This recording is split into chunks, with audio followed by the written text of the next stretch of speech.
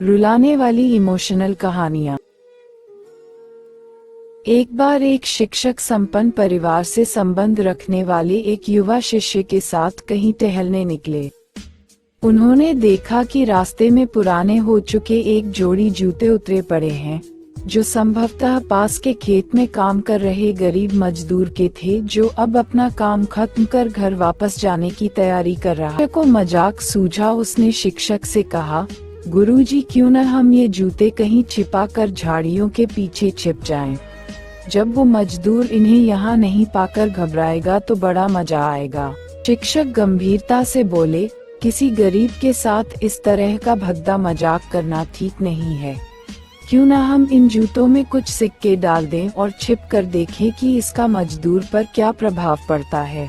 शिष्य ने ऐसा ही किया और दोनों पास की झाड़ियों में छुप गए। जल्द ही अपना काम खत्म कर जूतों की जगह पर आ गया। उसने जैसे ही एक पैर जूते में डाले, उसे किसी कठोर चीज का आभास हुआ।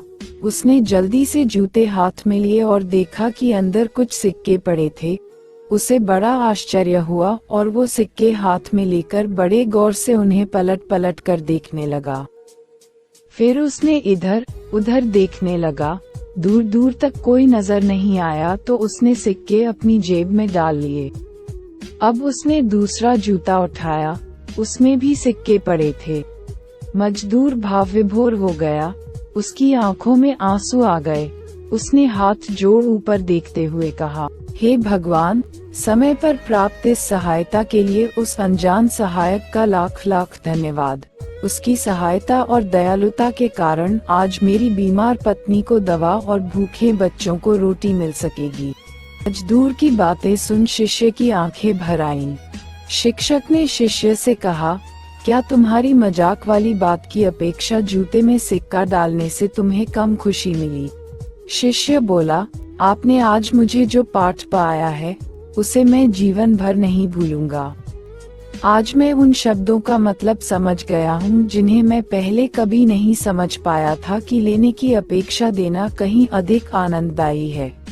देने का आनंद असीम है, देना देवत है। दोस्तों, सचमुच जॉय ऑफ गिविंग से बढ़कर और कोई सुख नहीं है।